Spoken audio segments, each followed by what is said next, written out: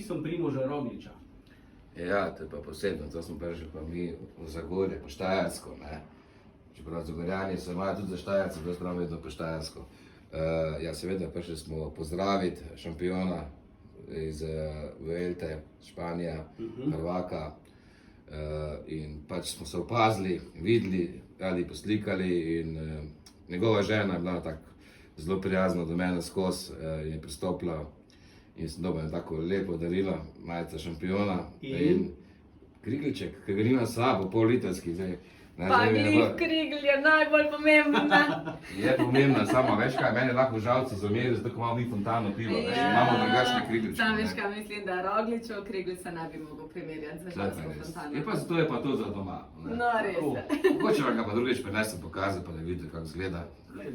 Zelo lep je, moram povedati. Lep je, ima nekaj na sebi tudi gor, ne bom zdaj izdal.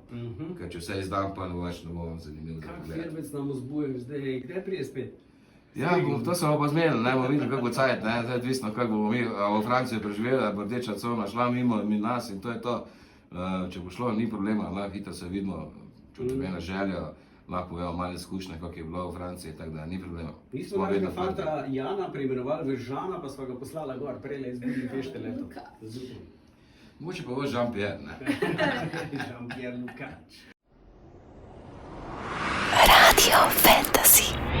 Same dobre vibracije.